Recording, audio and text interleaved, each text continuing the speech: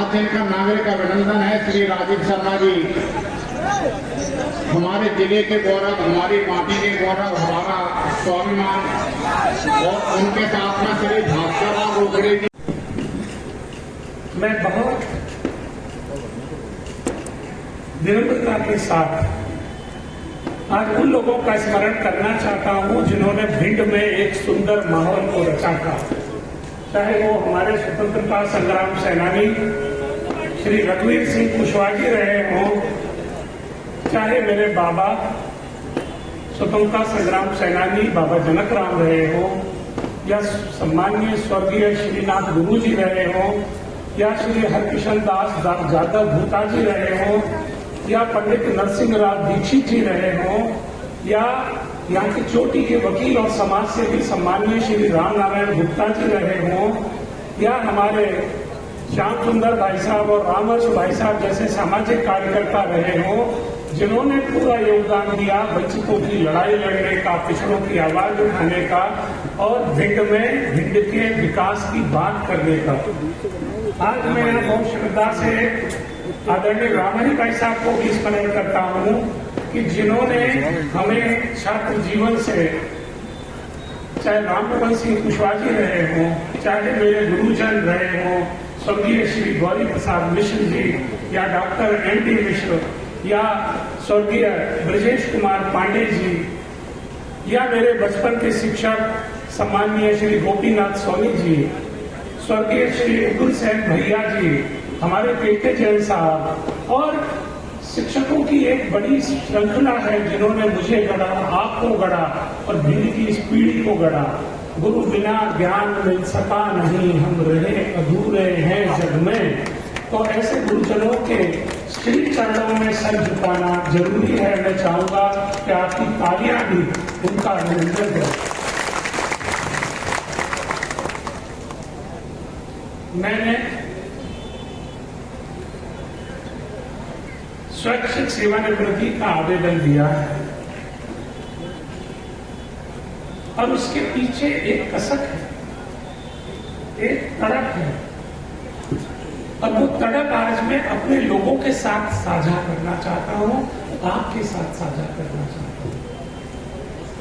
वो तड़प यह है कि जब से पैदा हुआ हूं तब से कुछ चीजें हैं जो दिल में शूल की तरह गढ़ती हैं, और मेरा मानना है कि वो आपको भी गढ़ती नहीं होगी। एक बात तो ये गढ़ती है कि जिन भगवान शिव की हम आराधना करते हैं, मुझे नहीं पता जाने क्यों एक राक्षस पड़ोसी के कब्जे में आज भी कैलाश मानसरोवर है। ये कोई गर्व करने की बात नहीं है। क्यों नहीं समाज में एक ऐसा विचार खड़ा हुआ कि हमें मानसरोवर को चीनी पंजों से मुक्त कराने की जरूरत है।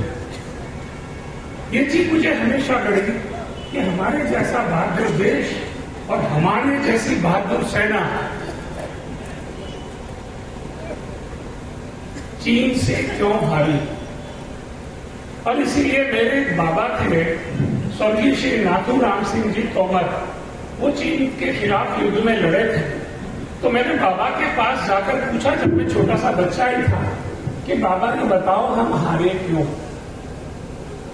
और बाबा ने जो बताया उससे मैंने 8 साल की उम्र में ये संकल्प ले लिया था कि इस देश के कण कण को समृद्ध बनाए बिना और इस देश के हर आदमी को न्याय दिलाए बिना और इस देश के हर गांव तक मूलभूत सुविधाएं पहुंचाए बिना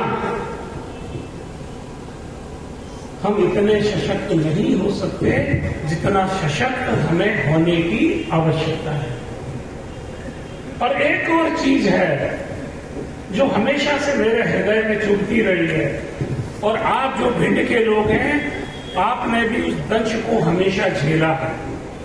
जब मैं पहली बार कॉटन झील स्कूल से वाद विवाद प्रतियोगिता में भाग लेने के लिए ग्वालियर गया और पद्मा विद्यालय में रुका तो मुझे ये सलाह दी गई कि मैं किसी को ये ना बताऊं कि हम भिंड से आए हैं।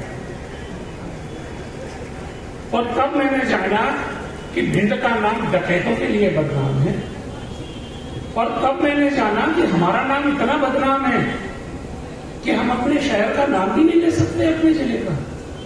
और तब मैंने जाना कि ग्वालियर में लोग तो हमें किराए का मकान देने में भी डरते हैं, होटलों में कमरा देने में डरते हैं। और फिर मैंने संकल्प लिया कि मैं जीवन में कभी छुपाऊंगा नहीं कि मैं भिंड का हूं, लेकिन अपने कर्म से अगर मैं चंबल का बेटा होऊंगा तो अपने पुरुषार्थ से इस दाग को मिटा दूंगा। भिंड कोई लुटेरों की जगह नहीं है, पर भिंड कोई खपले घोटालों की जगह भी नहीं है। भिंड के 25,000 से ज्यादा जवान, मैं सम्मानीय रोपड़े जी को और सम्मानीय पुष्कर जी को ध्यान में लाना चाहता हूं कि दिल्ली में जहां कहीं भी बात हो तो मेरी तरफ से ये निवेदन करें, भिंड के लोग न चोर हैं न डाकू हैं। अरे ये बहादुर कौम है, बहादुर ये शेरों की संतानें हैं। लेकिन शेरों की संतानें भी अगर भेड़ियों के गाइडेंस में चलने लगे तो लोग उनकी शक्ति और मर्दानगी का दुरुपयोग करते। तो मैं आज अपने लोगों को ये कहने आया हूं कि पूरी दुनिया विकास की दौड़ में कहां से कहां पहुंच गई। जो देश हमसे बहुत बाद में आजाद हुए थे वो देश बहुत आगे पहुंच गए। जो इलाके भिंड से बहुत पीछे थे वो भिंड से बहुत आगे पहुंच गए और हम पिछड़ गए। 33 साल तक मध्य प्रदेश के 20 से ज्यादा जिलों में काम करके मैंने ये मंत्र सीखने की कोशिश की कि कोई इलाका समृद्ध होता कैसे। और तब मैंने ये पाया कि तुलसी बाबा जो लिख गए थे वो सही बात थी। तुलसी बाबा लिख गए थे, जहां सुमति तहां संपत्ति नाना, कि जहां सुमति होती है वहां संपत्ति होती है। तो मैं ये चाहता हूं कि भिंड में संपत्ति हो। कोई भी देश भाषणों से आगे नहीं बढ़ता। कोई भी देश सरकारें भी आगे पीछे नहीं बढ़ा सकती है। मैं बहुत खुले स्वरूप में कह रहा हूं। और अभी सरकार ने मेरा इस्तीफा मंजूर किया नहीं है, प्रक्रिया चल रही है, लेकिन मैंने जीवन भर संविधान की सेवा की और संविधान मुझे ये साहस देता है कि मैं अपने नागरिकों और भाइयों से वो बात कर सकूं जो सत्य के करीब हो। भिंड वाले मीठी गोलियां तो बहुत सालों से खा रहे हैं। तो जो मीठी मीठी गोलियां होती है ना, जिनमें कोई दवाई नहीं होती, वो मीठी गोलियां खा के तो अब मेरे समाज को भी डायबिटीज हो गई है और मेरी अर्थव्यवस्था को भी डायबिटीज हो गई। आज भिंड में किसी भी व्यापारी से अगर पूछे कि कौन सा बिजनेस अच्छा चल रहा है तो आपको बहुत निराशा होगी। कोई व्यापार अच्छा नहीं चल रहा भिंड में। और मेरे पास मंत्र है भिंड में घर घर में रोजगार पैदा करने का।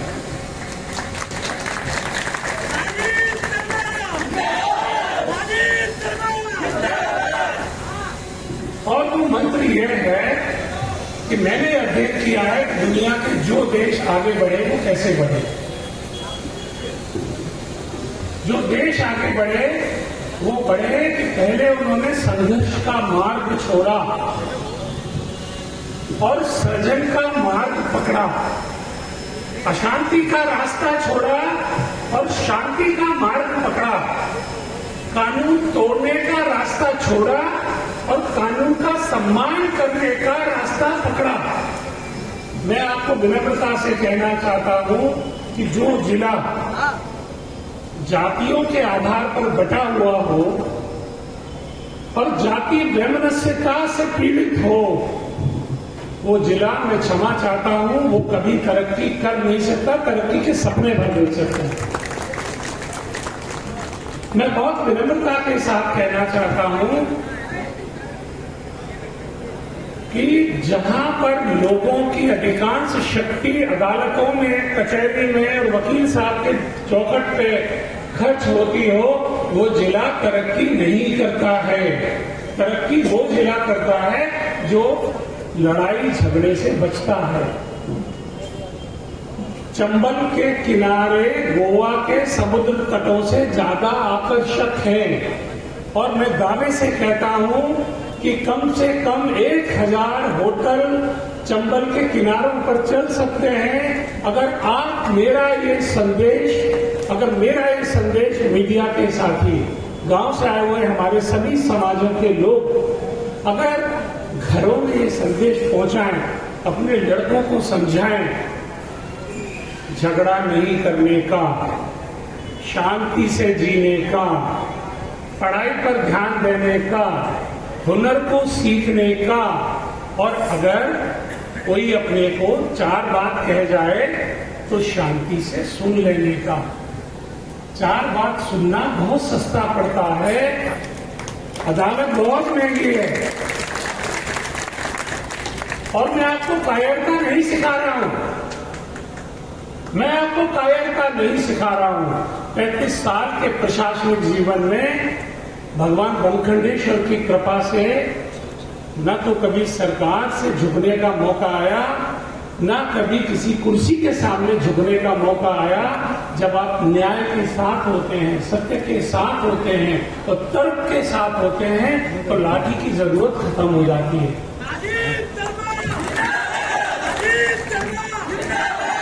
अगर हम भिंड के लोगों को सिर्फ इतना सिखा सकें कि बाहर का कोई भी आदमी भिंड में आए तो मुस्कुरा के इसका स्वागत करो।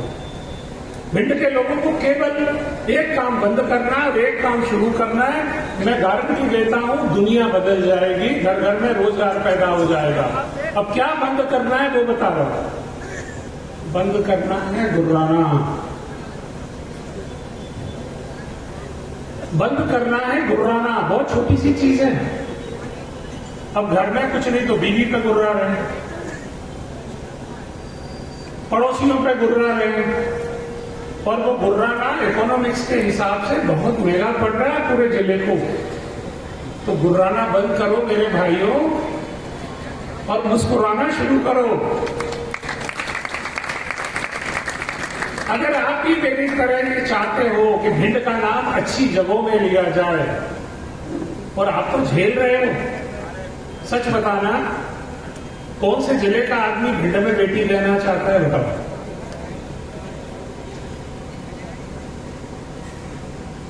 घर घर में लड़के कुंवारे बैठे हैं, ऐसे ऐसे सुंदर लड़के हीरो फिल्मों में चले जाए तो खड़े खड़े काम मिल जाए इनको। मैं तुम्हारे घर का लड़का हूं, इसी भिंड में गौरी के किनारे पैदा हुआ था। कॉटन जीन में पढ़ा, सार्वजनिक स्कूल में पढ़ा, बताशे बाजार के बताशे खाए, ठेलों पे चाटे खाए, कभी अरुण के संग, कभी आत्माराम के संग। यहाँ से साइकिलों से उमरी गए, फिर पांडवी चले गए साइकिल से, वहां जाके नदी में नहाए, कभी बरोई चले गए तो खरवा में नहाए, कभी धमसा चले गए तो बेसी में नहाए।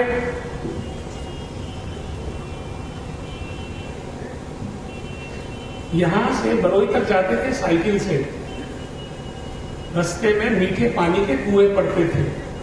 मैं आपसे पूछना चाहता हूं, 35 साल पहले जो कुएं में छोड़ गया था, मेरे कुएं कहां गए?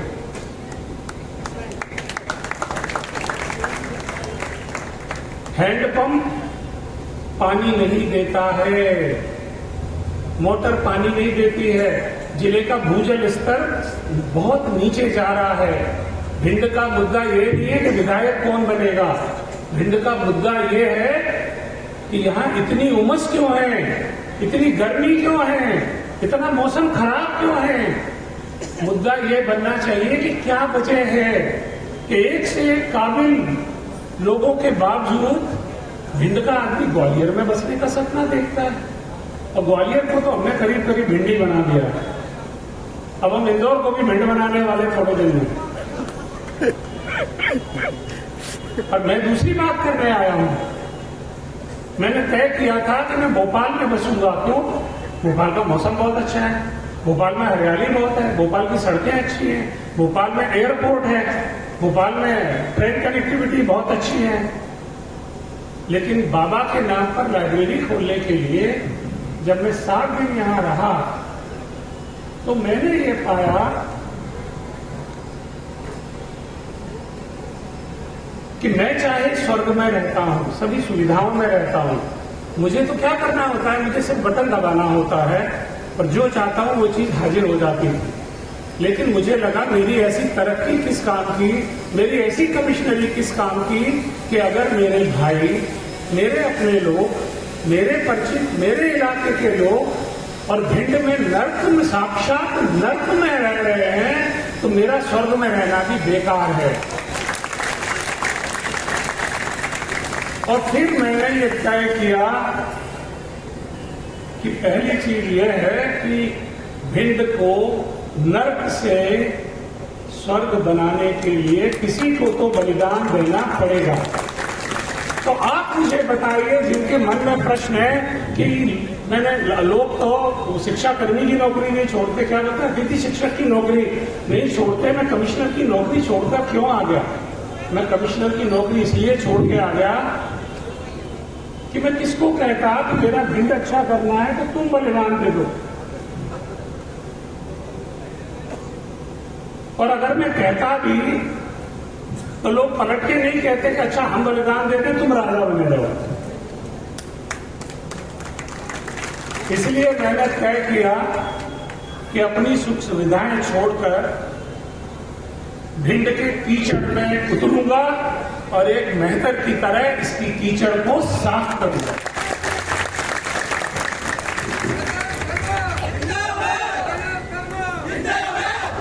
और कीचड़ कोई एक तरह की थोड़ी है, एक तरह की कीचड़ होती तो मैं नगर पालिका में फोन कर देता, वही साफ कर देते। कितने किस्म की कीचड़ है, कभी गिना है आपने? जातिगत भेदभाव की कीचड़ है, छुआछूत की कीचड़ है, जाति वैमनस्य की कीचड़ है, भाइयों भाइयों के बीच में वैमनस्य है। और इस सब का परिणाम यह हुआ है कि हमारे सोने जैसे लोग भिंड के बेटों ने चाहे प्राइवेट सेक्टर में गए हो, चाहे सेना में गए हो, चाहे व्यापार में गए हो, भिंड के बाहर गए हो, शर्त यह है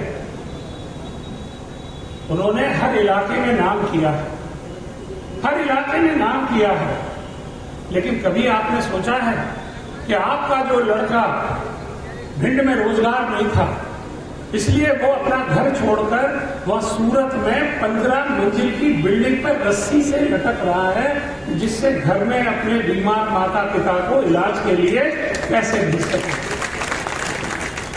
इस मुद्दे पर कभी कोई बात क्यों नहीं करता है कि जरा सा बीमार हो जाए तो पहला काम क्या करते हैं? बाकी जगह पे लोग पहला काम करते हैं अस्पताल में जाने का, और भिंड का आदमी पहला काम करता है कि भैया गाड़ी का इंतजाम करो, ग्वालियर चलना पड़ेगा। मैं जहां पर कमिश्नर हूं वहां मध्य प्रदेश शासन ने मेडिकल कॉलेज बनाया जो चल रहा है, इंजीनियरिंग कॉलेज बनाया जो चल रहा है। भिंड में मुझे खुशी है, मैं राज्य शासन को धन्यवाद देता हूं कि कम से कम भूमि पूजन तो हो गया।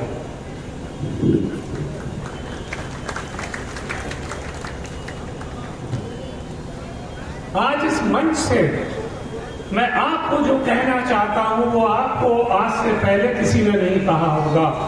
कोई जिला आगे बढ़ता है जब वहां फसलें अच्छी होती हैं। हमारी खेती तो पिछड़ चुकी है।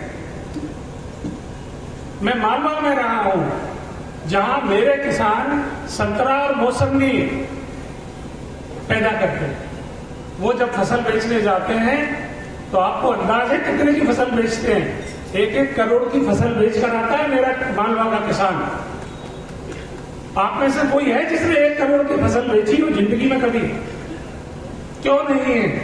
जबकि आपकी मेहनत में कोई कमी नहीं है। और भिंड जैसी जमीन तो संसार में कहीं की इतनी उपजाऊ जमीन नहीं है, लेकिन 1 करोड़ की फसल बेचने वाला कोई किसान यहां पर नहीं है।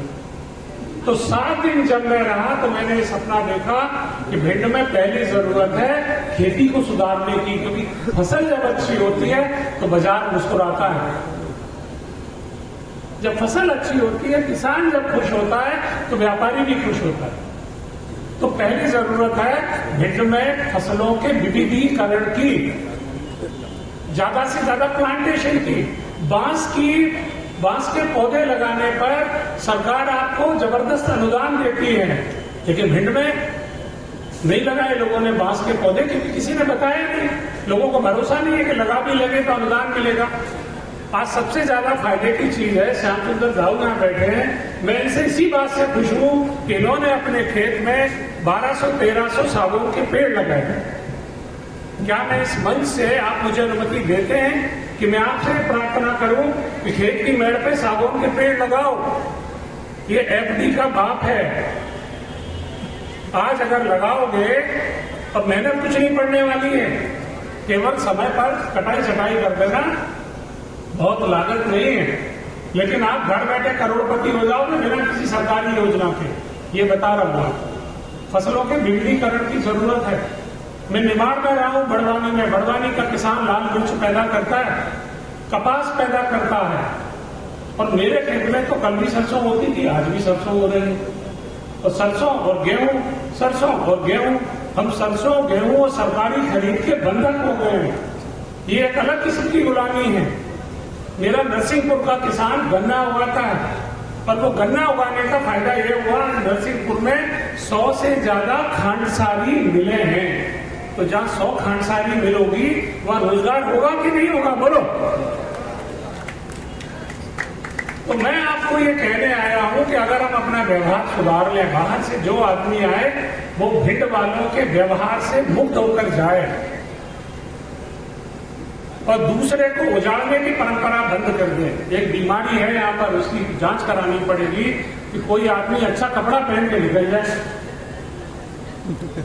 परेशानी खड़ी हो जाएगी। कोई अच्छी गाड़ी में घूम जाए, परेशानी खड़ी हो जाएगी। भिंड में व्यापारी का सम्मान नहीं है, बहुत क्षमा याचना के साथ कह रहा हूं। और समझना इस बात को गहरे से, जिस समाज में व्यापारी का सम्मान नहीं होता वो समाज तरक्की नहीं करता है, मानना है इस बात को। क्योंकि जब व्यापार के पहिए चलते हैं तो रोजगार खड़ा होता है, जब फैक्ट्रियां चलती हैं तो रोजगार खड़ा होता है। और भिंड में फैक्ट्रियां तो जब हम बच्चे थे तब हमने सुना था कि कोई फैक्ट्री लगने वाली थी और नहीं लगी। और अब जब हम जिंदगी के दूसरे मोड़ पर पहुंच रहे हैं तब भी वही कहानी है। हमने पूरी दुनिया बदल के देखी है, कहां कितनी फैक्ट्री लग गई, लेकिन भिंड में मेरे ख्याल से तो कोई फैक्ट्री नहीं लगी। लगी है कोई? अगर नहीं लगी तो क्यों नहीं लगी? मालनपुर हमारा नहीं है भाई, मालनपुर उपनिवेश है ग्वालियर का।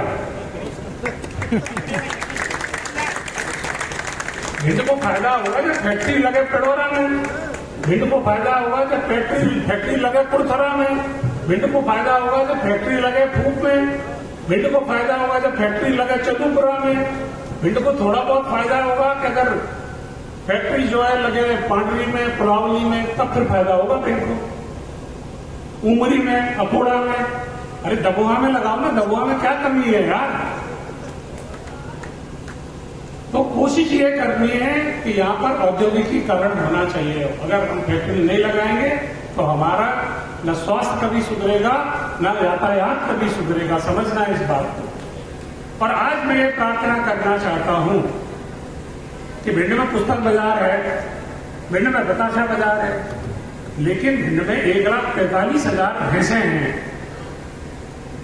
1,45,000 भैंसें 4.5 लाख लीटर दूध प्रतिदिन पैदा कर रही हैं। और हमारे अखबार बताते हैं कि हम दूध के लिए भैंस पे भी डिपेंड नहीं है।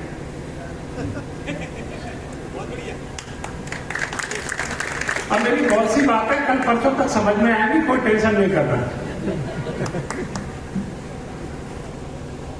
एक बात कहना चाहता हूं, मंच से आपके घर का लड़का हूं इसलिए कहने का साहस रखता हूं। और मीठी गोलियां बहुत दिन से खा रहे हैं, नुकसान कर रही हैं। मैं तो करेले का रस लेके आया हूं, शायद फायदा कर जाए। अंग्रेजी में एक कहावत है, honesty is the best policy. तो ये केवल निबंध लिखने के लिए नहीं है।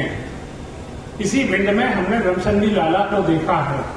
जब भिंड में लोग दूध में पानी मिला के बेचते थे तो उस आदमी ने एक मानदंड खड़ा किया भिंड में कि दूध मेरी शर्तों पे मिलेगा, दूध मेरी रेट पे मिलेगा और दूध मेरे तरीके से मिलेगा। तो लोग भिंड जैसी जगह के लोग लाइन लगा के दूध लेते हैं कि नहीं लेते? वहां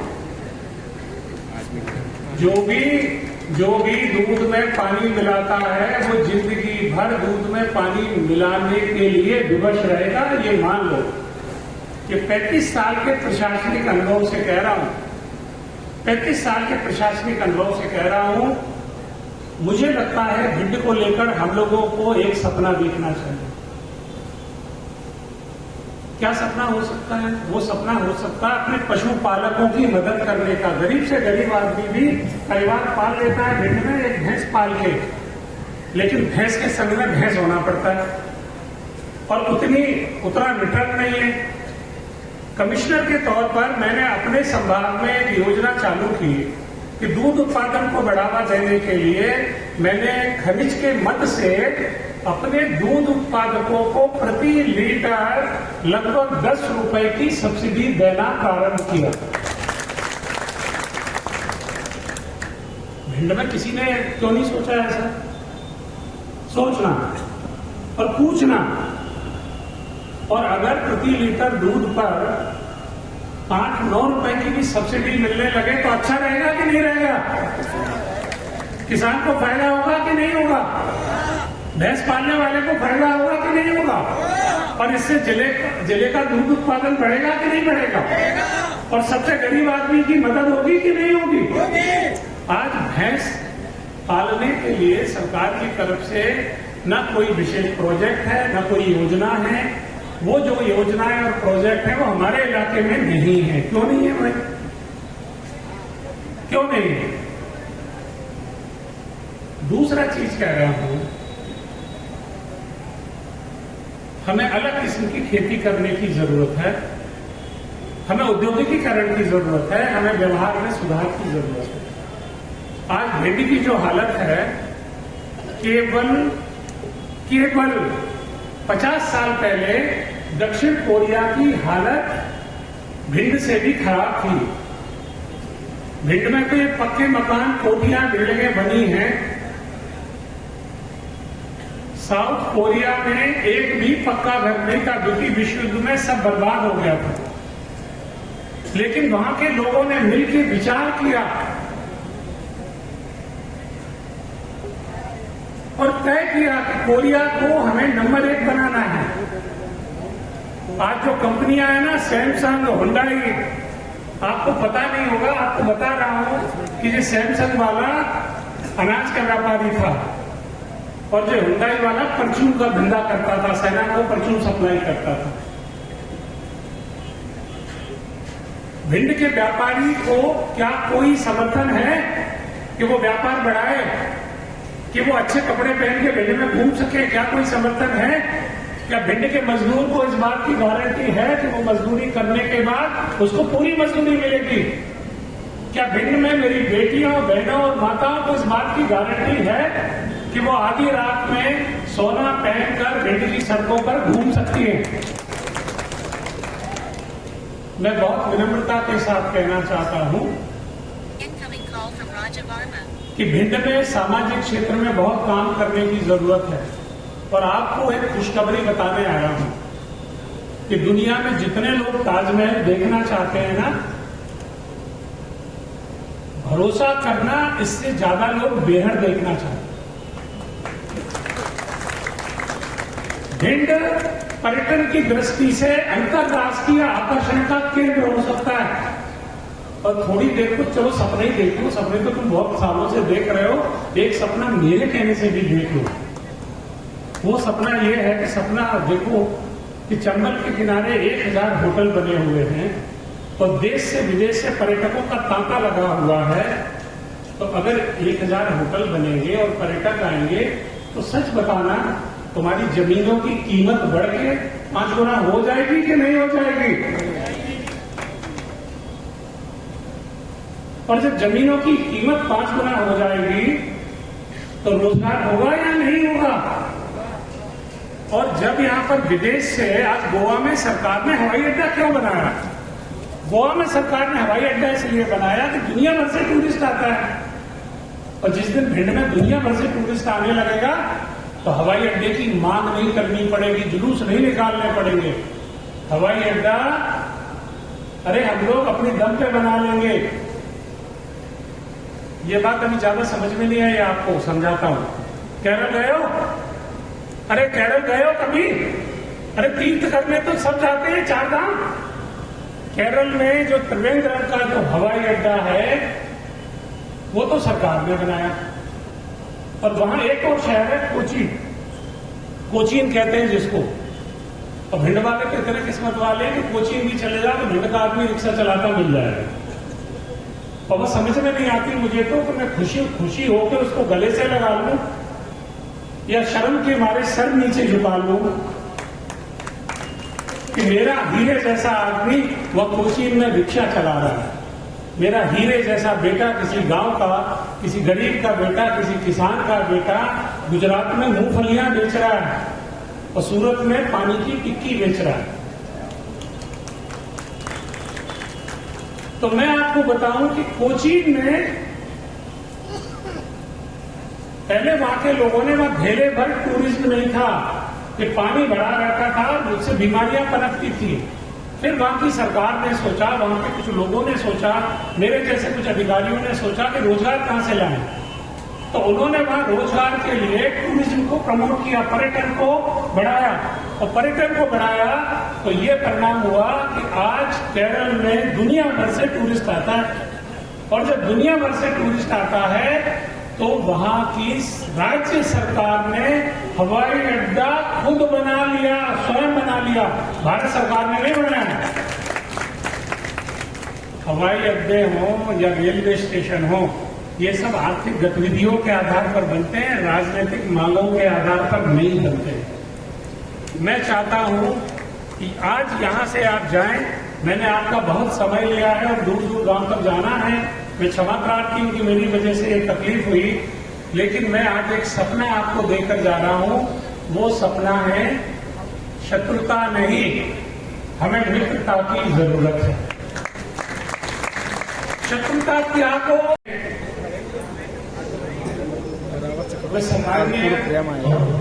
हमारे साहब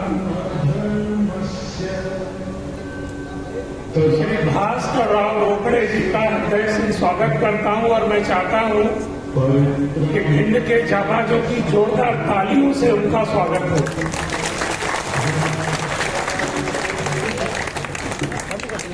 यहां मंच पर विराजमान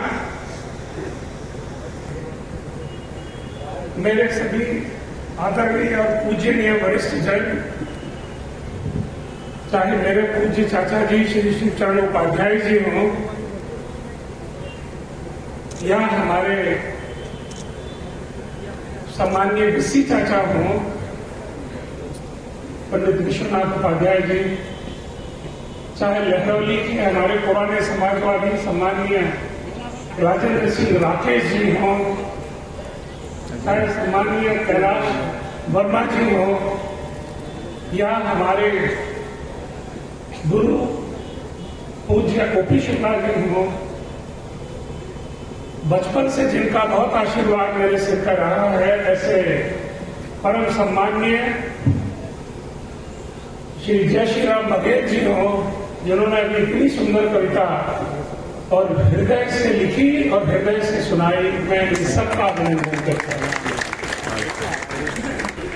विभिन्न समाजों के जो प्रतिनिधि हमारे मंच की शोभा बढ़ा रहे हैं, उनका भी मैं हृदय से अभिवादन करता हूं, चाहे वो श्रीवास समाज के हैं, चाहे शाक्य समाज के हैं, चाहे ब्राह्मण समाज के हैं या वाल्मीकि समाज के हैं। सभी समाजों से आए हुए हमारे जो सम्माननीय जन हैं, मैं उनका हृदय से स्वागत करता हूं। मैं हृदय से स्वागत करता हूं सम्माननीय देश के चोटी के पत्रकारों और सर्वोदय के कार्यकर्ताओं में अपना विशिष्ट स्थान रखने वाले भाई संतोष जी का मैं हृदय से स्वागत करता हूं। कि जो चेतना की एक मशाल लेकर घूम रहे हैं, ऐसे भाई पंकज पुष्कर जी का, जो पूरे देश में घूमने के बाद चंबल को नाप रहे हैं, मैं हृदय से स्वागत करता हूं हमारे कटनी से आए हुए खान साहब का, जो अपने मार्बल के धंधे को ताला लगा के, जैसे मैं इस्तीफा देके आया हूं ऐसे वो भी उसको ताला लगा के चलते हुए धंधे को और यहाँ भिंड की गलियों में घूम रहे हैं। और ऐसे ढेर सारे मित्र और सखा हैं जो अलग अलग जिलों से यहाँ आकर और कोशिश आश्चर्य कर रहे हैं। उस सबका मैं हृदय से स्वागत करता हूँ। और सबसे पहले मैं बहुत क्षमा प्रार्थी हूँ आप सभी का कि कई घंटे से आप लोग यहाँ मेरी प्रतीक्षा कर रहे हैं, और इस वजह से हमारे जो दूर दराज के गांव है वहां से लेकर नगर से आए हुए आप सभी सम्मानीय जन और हमारे पत्रकार बंधु भी और सम्मानीय माताएं, बहनें, भांजियां, बेटियां, चाचियां, सबको मैं सादर प्रणाम करता हूं और क्षमा प्रार्थी हूं कि मेरी वजह से आज आपको थोड़ा कष्ट बर्दाश्त करना पड़ा। खासकर जो लोग मेरे बेहड़ के गांव से आए हुए हैं यहाँ पर, जिनकी सूची मेरे मनोज ने पढ़कर सुनाई, उन सबको मैं हृदय से क्षमा प्रार्थी हूँ कि आज आपको काफी समय प्रतीक्षा में बिताना पड़ा। मैं कोशिश करूंगा कि आगे अगर कोई भी आयोजन हो तो उसमें ऐसा ना हो। मैं बहुत क्षमा प्रार्थी हूँ उन सभी नागरिकों का कि आज एक विशाल रैली की वजह से जिनका सामान्य जीवन बाधित हुआ, कोई लोग अस्पताल जा रहे होंगे, कोई घर जा रहे होंगे नौकरी करके, और कारों के इतने लंबे काफिले से मुझे समझ में आया कि हम लोगों को पैदल ही चलना चाहिए, और बाद में हम लोग पैदल ही चलकर यहाँ पर आए। आप सबको प्रणाम करते हुए कुछ बातें हैं जो मुझसे चाही गई हैं कि मैं उन्हें कहूँ, और कुछ बातें हैं जो मैं अपने आप से कहना चाहता हूँ।